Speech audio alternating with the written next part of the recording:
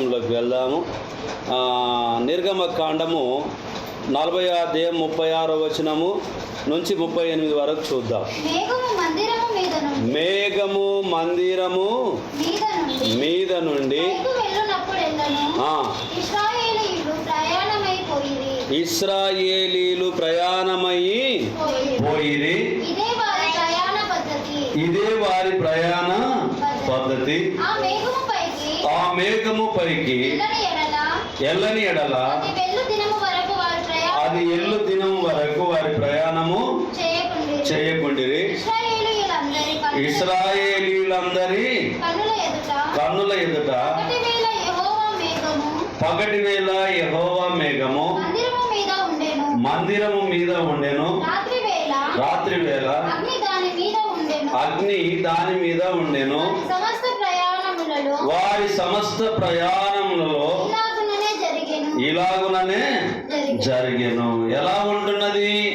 వారికి ఆధారం ఏమై చూపించింది? పగలు మేఘస్తంభం, రాత్రి అగ్నిస్తంభమై దేవుని ప్రయాణాన్ని, అంటే వారు ప్రయాణించేటటువంటి ప్రయాణానికి మాధురి అది అయి ఉంటున్నది అనేటటువంటిది ఇక్కడ మనం గమనించాలి. ఇశ్రాయేలీలందరూ కూడా దాన్ని ఏం చేస్తున్నారు? ఫాలో అవుతూ ఉంటున్నారు, కొనసాగిస్తూ ఉంటూ ఉన్నారు. కాబట్టి నా ప్రియమైనటువంటి సహోదరి సహోదరుల, మన ప్రయాణం కూడా మనం ఏం చేస్తాము అని అంటే, సమయాన్ని బట్టి మన టైము 12 గంటలకు ప్రారంభిస్తాము కాబట్టి మరి 12 గంటలకు రావడానికి ప్రయత్నము చేస్తాము. మొదట చర్చి దగ్గరికి వచ్చేదేమో కాంతమ్మ గారు, యోహాన్ గారు వస్తారు. మొదట ఫోన్ చేసేదేమో పవిత్రమ్మ ఫోన్ చేస్తుంది. ఎందుకనంటే 11 గంటల వరకే ఫోన్ చేస్తుంది. ఆమె ఫోన్లో సంప్రదిస్తుంది. కాంతమ్మ గారు, యోహాన్ గారు అయితే, కాంతమ్మ గారు వచ్చి ఇక్కడ ముందరకు మంచం మీద ఆమె పక్కన కూర్చుంటుంది. యోహాన్ అయ్య మాత్రము రోడ్డు మీద అట్లే ఉండి మెట్ల కింద ఉండి అటు వస్తాడా ఇటు వస్తాడా అని చెప్పి ఎదురు చూసుకుంటూ ఆయన ఉంటాడు. ఈ ముగ్గురిలోన ఈ విషయాలను, వీరి ప్రయాణం ఇలా కొనసాగుతూ ఉంటుంది. ఇశ్రాయేలీల ప్రయాణం ఎలా కొనసాగింది అని అంటే, మేఘాన్ని చూసి ప్రయాణం కొనసాగింది. వీరి ప్రయాణం ఏంటంటే సమయాన్ని చూసి ప్రయాణం కొనసాగుతూ ఉంటున్నది. అంటే ఇందులో ఎవరినే మనము ఎక్కువ కానీ తక్కువ కానీ చేసేది కాదు. సందర్భం, వాళ్ళు ఏమనుకోరు కాబట్టి వాళ్ళ గురించి నేను చెప్తున్నా. అనుకునేటటువంటి వాళ్ళైతే నేను వాళ్ళ గురించి ఏమి చెప్పను, ఉదాహరణ విషయాన్ని చెప్తున్నాను అంతేగాని వాళ్ళ విషయం వాస్తవాన్ని చెప్తున్నా. నిజంగానే వారు సమయానికి దేవుని సన్నిధికి రావడానికి ప్రయత్నము చేస్తారు. కాబట్టి ప్రియమైనటువంటి వాళ్ళ, ఇదే వారి ప్రయాణ పద్ధతి. ఆ మేఘము పైకి వెళ్ళని ఎడల అది వెళ్ళు దినము వరకు వారు ప్రయాణము చేయకుండిరి. ఇశ్రాయేలీయులందరూ కన్నుల ఎదుట పగటి వేళ యెహోవా మేఘము మందిరం మీద ఉండెను. రాత్రి వేళ అగ్ని దాని మీద ఉండెను. వారి సమస్త ప్రయాణములలో ఇలాగుననే జరిగాను. వారు ప్రయాణించినటువంటి ప్రతిసారి కూడా ఇలాగునే జరిగింది. లేవియకాండము 8వ అధ్యాయము 7వ వచనాన్ని చూద్దాం. లేవియకాండం 8:7. తరువాత అతడు అతనికి చొక్కయిని తొడిగి అతనికి దట్టిని కట్టి నిలువుటంగిని ఎఫోదును వేసి ఎఫోదు యొక్క విచిత్రమైన నడికట్టును అతనికి కట్టి దాని వలన అతనికి ఎఫోదును బిగించి అతనికి పతకము వేసి ఆ పతకంలో ఉరిమి తుమ్మి ఉంచి అతని తల మీద పాగను పెట్టి ఆ పాగ మీద అతని నొసట పరిశుద్ధ కిరీటము బంగారు రేకును కట్టెను. ఇట్లు యెహోవా మోషేకు ఆజ్ఞాపించెను. మరియు మోషే అభిషేక తైలమును తీసుకొని దానిలో ఉన్న సమస్తమును అభిషేకించి వాటిని ప్రతిష్ఠించెను. మరియు అతడు అభిషేక తైలంలో కొంచెము అహరోను తల మీద పోసి అతని ప్రతిష్ఠించుటకై అతనిని అభిషేకించను. 30వ వచనాన్ని చూద్దాం. మరియు మోషే అభిషేక తైలంలో కొంతయు బలిపీఠం మీది రక్తములో కొంతయు తీసి అహరోను మీదను అతని వస్త్రముల మీదను అతని కుమారుల మీదను అతని కుమారుల వస్త్రముల మీదను దానిని ప్రోక్షించి అహరోనును అతని వస్త్రములను అతని కుమారులను అతని కుమారుల వస్త్రములను ప్రతిష్ఠించెను. ఈ యొక్క 8వ అధ్యాయంలో మనం చూసేటటువంటి భాగం, లేవియ కాండం 8వ అధ్యాయంలో చూసేటటువంటి భాగాలు ఏమై ఉన్నాయనంటే, యాజకుల దుస్తుల విషయంలో, నూనె అభిషేకం విషయంలో, పాప పరిహార్థ బలి విషయంలో, అలాగనే పులియని రొట్టెల విషయంలో, ఇశ్రాయేలుల కూటము విషయంలో, ప్రత్యక్ష గుడారం విషయంలో, లోబడుటకు ఆధార విషయంలో, శుద్ధీకరించడం విషయంలో, మరి నడికట్టు విషయంలో, ఎఫోదు గురించి, ఉరిమి తుమ్మం గురించి, పథకము యాజకుల గురించి, తలపాగ గురించి, కిరీటముల గురించి, అలాగనే 7 సార్లు లేవీల గురించి, అభిషేకం చేయడం గురించి, ఇత్తడి తొట్టి గురించి, ప్రతిష్ఠ అభిషేకింపబడిన వారికి సేవకులుగా ప్రతిష్ఠించడం కొరకు, అలాగునే మరి ఎద్దులు చెయ్యును, అలాగనే పాప పరిహార్థ బలి గురించి, బలి రక్తం గురించి, ఈ యొక్క నిర్గమ లేవియ కాండంలో పాలెముల గురించి, బయట గురించి, లోబట్ట గురించి, పొటేళ్ల గురించి, బలుల గురించి, ఇవల్ల మనం చూస్తే చివరికి మరి లాస్ట్ వచనాన్ని మనం చూసినప్పుడు, 36వ వచనాన్ని మనం చూసినప్పుడు లోబడుట గురించి ఈ లేఖనాలు మనకు, దేవుని కట్టడాలు, ఇవన్నీ కూడా 7 దినాల గురించి, ప్రత్యక్ష గుడారాల గురించి ఈ యొక్క లేఖన భాగాలు మనకు తెలియపరుస్తూ ఉంటున్నాయి. ఎందుకు ఈ భాగాలని మనం ఆలోచన చేస్తూ ఉన్నామని అంటే, ధర్మశాస్త్రంలో ఉన్నటువంటి విషయాలన్నీ కూడా మనము జ్ఞాపకము చేసుకుంటూ ఉన్నాం. జ్ఞాపకం చేసుకోవడము అని అంటే, ధర్మశాస్త్రానికి ఇప్పుడున్నటువంటి విషయాలు ఏమై ఉంటున్నావనేటటువంటి విషయాలను కూడా మనం పరిశీలన చేస్తూ ఉంటున్నాం. ఎక్కువగా మనకు దేవుని సన్నిధి కనిపిస్తుంది, అంగులు కూడా కనిపిస్తున్నాయి, అలాగున్నే అభిషేకించడం జరుగుతూ ఉంటున్నది. అలాగున్నే మరి నిర్గమకాండం చూశాము, ఏమిటి అని అంటే వారి యొక్క ప్రయాణం గురించి మనం చూశాము. ఇప్పుడు లేవియ కాండము 20వ అధ్యాయము 26వ వచనాన్ని చూద్దాం. లేవియ కాండము 20:26. మీరు నాకు పరిశుద్ధులై ఉండవలెను, యెహోవాను నేను పరిశుద్ధుడను, చదువుతారు. మీరు నా వారై ఉండునట్లు అన్యజనులలో నుండి మిమ్మును వేరుపరిచితిని. లేవియ కాండము 20వ అధ్యాయము 26వ వచనమేనా? చదువుతారు. మీరు నాకు పరిశుద్ధులై ఉండవలెను, యెహోవాను నేను పరిశుద్ధులను, మీరు నా వారై ఉండునట్లు అన్యజనులలో నుండి మిమ్మును వేరుపరిచితిని.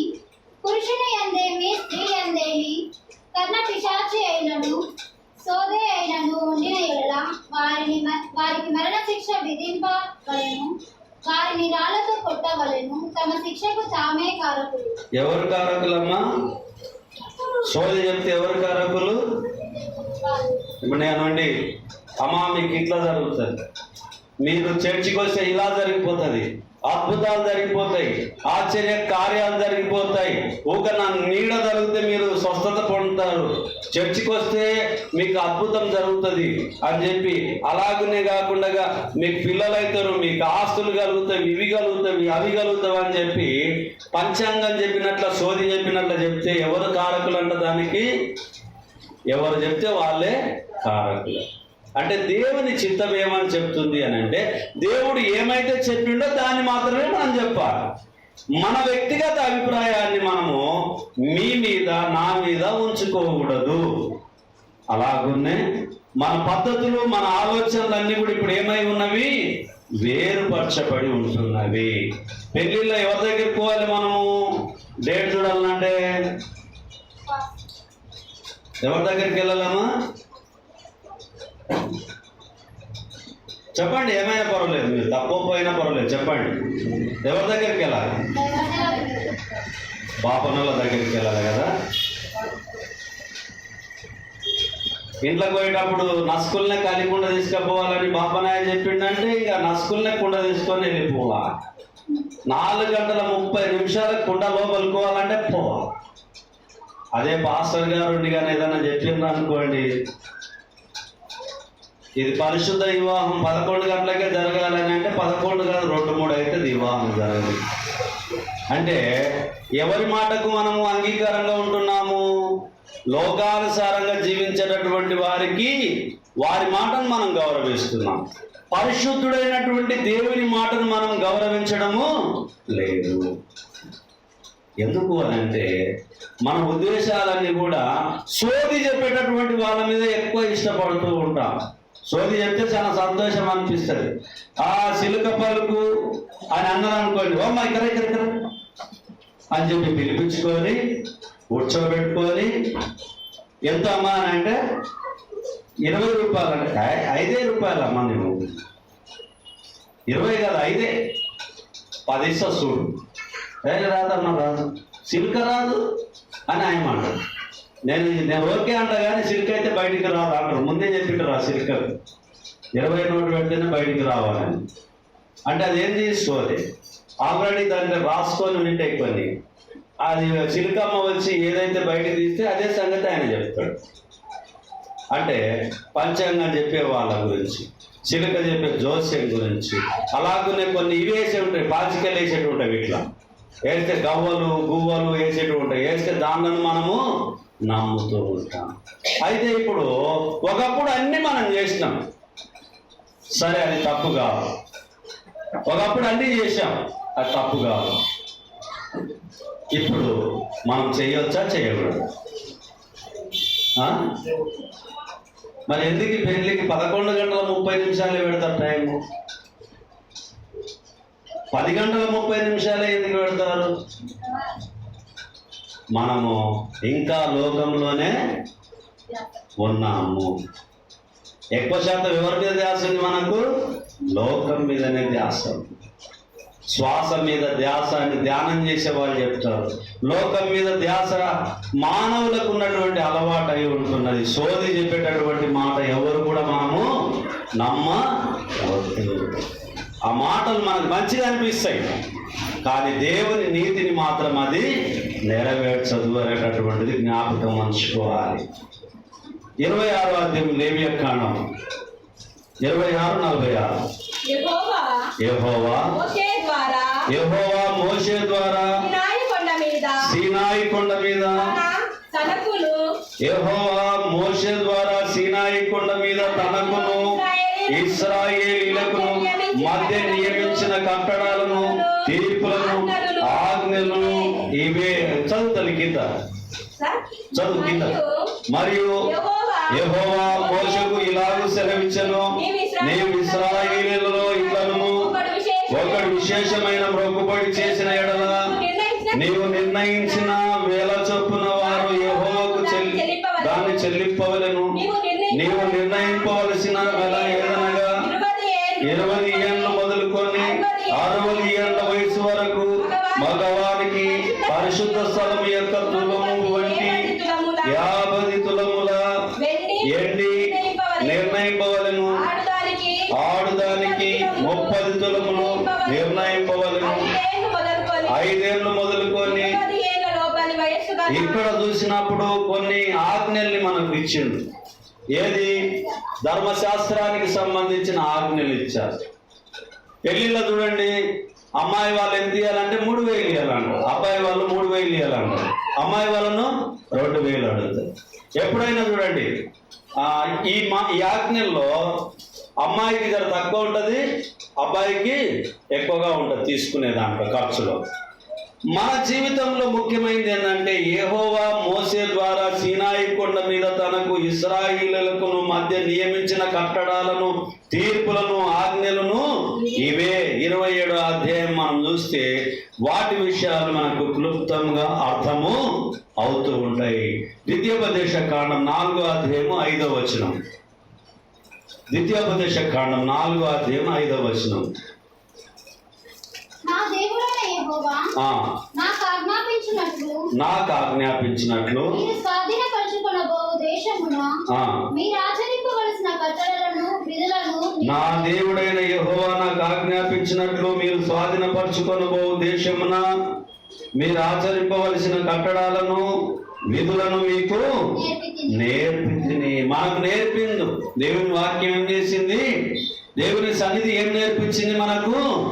దేవుని కట్టడాలు, ఆజ్ఞలు మనకు నేర్పింపబడి ఉంటూ ఉన్నవి. వాటిని మనము తొలగి పోవడానికి వీలు లేదు. కానీ మనం ఏం చేస్తామని అంటే దేవుని మాటను పక్కకు పెడతాము, మనుషుల మాటను బాగా చెవిన పెడుతూ ఉంటాం. ఎవరైనా మనల్ని తిట్టిందనుకో మన ధ్యాస అంతా వాళ్ళ మీదనే ఉంటుంది. ఎప్పుడు తీయాలా బాగా, ఎప్పుడు పడుతుంది లొల్లేని చూసుకుంటూ ఉంటాం మనం. కానీ దేవుడు చెప్పినటువంటి మాటల మీద, దేవుడు ఇచ్చినటువంటి ఆజ్ఞల మీద, దేవుని చిత్తమైనటువంటిది ఏదైతే ఉందో దాన్ని మనం మార్చి తిరుగులాడుతూ ఉంటాం. ఎందుకు మనం అభివృద్ధి చెందడం లేదు? ఎందుకు మనం ఆశీర్వదింపబడడం లేదు?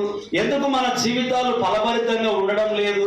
ఎందుకు మనము చల్లగానుండు ఎచ్చగానుండు అని అంటే మనం చల్లగా ఉండకుండా ఎచ్చగా ఉండకుండా ఎలా ఉంటున్నాము? నులువెచ్చని జీవితంలో ఉంటూ ఉన్నాం. నులువెచ్చని జీవితంలో ఉండడం వల్ల మన జీవితాలన్నీ కూడా తారుమారుగా ఉంటున్నాయి.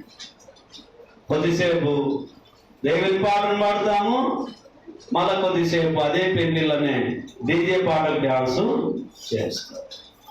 ఏ వేదిక మీద అయితే పరిశుద్ధ వివాహం జరిగిందో అదే వేదిక మీద రాత్రికి మళ్ళీ చిందులు వేయడము, గంతులు వేయడము, దాని మీద తాగినోడు ఎగుతాడు, తందనలు ఆడేటోడు ఎక్కుతాడు. లోకం చూసి ఏమనుకోవాలి? అది పరిశుద్ధమైన వివాహం అనుకోవాలా? పరిశుద్ధులు చేసుకునేటటువంటి కార్యక్రమం అనుకోవాలన్నా? లేకపోతే వీళ్ళు పరిశుద్ధులు అపరిశుద్ధులు అని అనుకోవాలన్నా? ఎలా ఉంటుంది మన ఆలోచనల ఉద్దేశం? మనకు సంతోషం కలిగితే ఏం కావాలి? తప్పకుండా చిందులు కావాలి, డీజేలు కావాలి, మనకు తప్పకుండా మటన్ కావాలి, చికెన్ కావాలి. మనం చెప్పింది వాళ్ళు వినాలి, మనం వండిపెట్టింది వాళ్ళు తినాలి. అంతే. ఆ రోజు ప్రేమ మనకు అట్లే ఎలలేని ప్రేమ వస్తుంది, పాలు కదా పొంగినట్లనే వస్తుంది. ఆ రోజు వాళ్ళు ఏం చేసినా పట్టించుకోమా. కానీ వాటి వల్ల దేవుని ఆజ్ఞలకు మనం దూరంగా ఉన్న వాళ్ళము అవుతాము. నిర్గమకాండము 33వ అధ్యాయము 14వ వచనం. నిర్గమకాండము 33:14. అందుకు ఆయన, నా సన్నిధి నీకు తోడుగా వచ్చును, నేను నీకు విశ్రాంతి కలుగజేసేదనగా మోషే నీ సన్నిధి రాని ఎడల ఇక్కడ నుండి మమ్మల్ని తోడుకొని పోకుము. నా ఎడలను, నీ ప్రజల ఎడలను నీకు కటాక్షము కలిగినదని దేని వలన తెలియబడును? నీవు మాతో వచ్చుట వలననే కదా. అట్లు మేము అనగా నేనును నీ ప్రజలను భూమి మీద ఉన్న సమస్త ప్రజల్లో నుండి ప్రత్యేకింపబడుదుమని ఆయనతో చెప్పాను. ఇప్పుడు మనం ఎట్లుండాలి? మనము ప్రత్యేకింపబడి ఉండాలి. ప్రత్యేకింపబడి. సోది చేపేటోళ్ళ దగ్గర మనం ఉండకూడదు, కళ్ళు తాగేటోళ్ళ దగ్గర మనం ఉండకూడదు, మందు తాగేళ్ళ దగ్గర మనం ఉండకూడదు. మరి ఎక్కడ మనం దేవునికి వ్యతిరేకమైన దగ్గర మనము ఉండవద్దు. ఎందుకు అని అంటే మనం ఏం చేసే వాళ్ళము? ప్రత్యేకింపబడిన వాళ్ళం, అన్యుల నుంచి ఏర్పరచుకున్నటువంటి వాళ్ళం. మీ అలవాట్లు, మా పద్ధతులు వేరుగా ఉండకూడదు. దేవునికి ఇష్టమైనటువంటి పద్ధతుల్లో ఆయన సన్నిధి తోడుగా ఉండాలని కోరుకునాలి మనం. కానీ లోకానుసారం కోరుకోవాలి, పరలోక సంబంధమైనది కూడా కోరుకుంటే అది సాధ్యం కాదు అనేది కూడా గుర్తు చేసుకోవాలి. మనకు పరలోకంలో నివాసం ఉంది, ఆ నివాసం కొరకు ప్రయత్నం చేయాలి. ఆ నివాసం కావాలంటే ఏం చేయాలి? మన దేవుని సన్నిధి మనకు తోడుగా నడవాలి. దేవుని సన్నిధి తప్ప వేరేదేమి కూడా మనము ఆశించవద్దు. దేవుని ఆజ్ఞలను, కట్టడాలను ఎప్పుడు తృణీకరించొద్దు. ఆయన మాట ఒక పొల్లైనను ఒక సున్నైనను తప్పిపోజాలదు.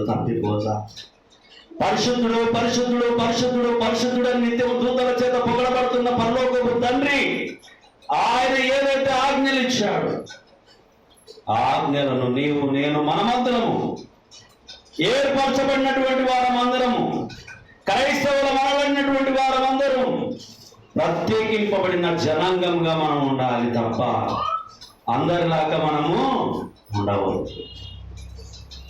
ఈ లోకం దూషించగోకో. నీవేమమ్మా ఎంతసేపు పిలిచినా పువ్వు తినవు, నీవు ఈడ తిను, పూజ చేసిన కాడ తిను అని అంటే నేను తినానమ్మా అనే వాళ్ళు చాలా తక్కువ మంది. వాళ్ళు గొప్పవాళ్ళు. తక్కువ మంది ఉంటారు కానీ వాళ్ళు గొప్పవాళ్ళు. వాళ్ళు పరలోక వారసులు. వాళ్ళు ఎందుకు అని అంటే అక్కడ వాళ్ళ క్రియ కనబడుతూ ఉంటుంది. ఎక్కడ తినకూడదు అనేది తెలుసు వాళ్ళకి, కాబట్టి వాళ్ళు తినరు. ఏమైతుందిలే అని అనుకోవడము పొరపాటు అవుతుంది. ఎందుకంటే దేవుడు మనల్ని కానకుండగా ఉండడు. ఆకాను తప్పు చేశాడు, దేవుడు చూడలేదా? గెహాజీ తప్పు చేశాడు, దేవుడు చూడలేదా?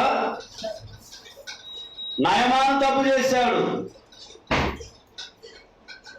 చూడండి ప్రియమైనటువంటి వాళ్ళ, ఆకాను గెహాజీ వాళ్ళు చేసిన పొరపాటుకు దేవుడు తగిన శిక్షను విధించాడు. మనకు కూడా తగిన శిక్ష తప్పకుండా ఉంటుంది. పాటించకపోతే ఎవరు దానికి బాధ్యులు? నిర్గమకాండంలో చూసాం. ఎవరు బాధ్యులు? సోది చెప్పేటటువంటి వాళ్ళు. నాకు నేనే, మీకు మీరే, మనకు మనమే, ఎవరికి వాళ్ళమే శిక్షకు అర్హులము. మనమే నిర్ణయించుకున్నటువంటి వారిగా ఉంటాం. ఇంకో మాట చూద్దాం. కీర్తనలు 119, 105. దేవుని వాక్యం ఏ విధంగా నడిపిస్తుందా మనం? నీ వాక్యము నా పాదములకు దీపమును నా త్రోవకు వెలుగై ఉన్నది. కానీ ఆ త్రోవను మనం విడిచి వెళ్ళిపోకూడదు. ఎక్కడికి వెళ్ళినా ఏముండాలి మనకు? నీ వాక్యము నా పాదములకు దీపమును నా త్రోవకు వెలుగునై ఉన్నది. మనల్ని నడిపించేది ఏది నడిపించాలి? దేవుని వాక్యమే నడిపించాలి. మనుషుల మాట కాదు. తిడితే ఎవరైనా ఏమన్నా అన్నారనుకోండి, దయచేసి మీరు ఆలోచన చేయకండి. ఎవరం కూడా ఆలోచన చేయరు. కొన్నిసార్లు తెలిసి తిడతారు, కొన్నిసార్లు తెలియక తిడుతూ ఉంటారు. వాళ్ళు లోకానుసారంగా ఉండాలని అర్థం చేసుకోవాలి. మనం వారి కొరకు ఏం చేయాలి? ప్రార్థన చేయాలి. నిజంగా ఈ లోకంలో ఒక మనిషి చనిపోతే ఇంటోళ్ళ కన్నా శత్రువు ఎక్కువ బాధపడాలి. ఈ లోకంలో ఒక మనిషి ఈ లోకాన్ని వదిలిపెట్టి వెళ్ళిపోతున్నాడు అని అన్నప్పుడు ఇంటి వారి కన్నా శత్రువులు ఎక్కువగా బాధపడాలి. అంటే శత్రువును మనం ప్రేమించాలి, శత్రువును మనం శపించవద్దు. దేవుని ఆజ్ఞలు, కట్టడాలను మనకు దేవుని వాక్యం ఏమై ఉండాలి? నీ వాక్యం నా పాదములకు దీపము, నా త్రోవకును వెలుగై ఉన్నది. నీ వాక్యమే నన్ను బ్రతికించెను, బాధలలో నెమ్మదినిచ్చెను. కృపాశక్తి దయాశక్తి సంపూర్ణుడా, వాక్యమై ఉన్న యేసు వందనమయ్యా. కృపాశక్తి దయాశక్తి సంపూర్ణుడా, వాక్యమై ఉన్న యేసు వందనమయ్యా. జిగటగల ఊబి నుండి లేవనెత్తెను, సమతలమగు భూమిపై నన్ను నిలిపెను. జిగటగల ఊబి నుండి లేవనెత్తెను, సమతలమగు భూమిపై నన్ను నిలిపెను. నా పాదములకు దీపమాయెను, నా పాదములకు దీపమాయెను. సత్యమైన మార్గములో నన్ను నడుపెను, సత్యమైన మార్గములో నన్ను నడిపెను. ఆయన వాక్యం సత్యం వైపు మరలించాలి.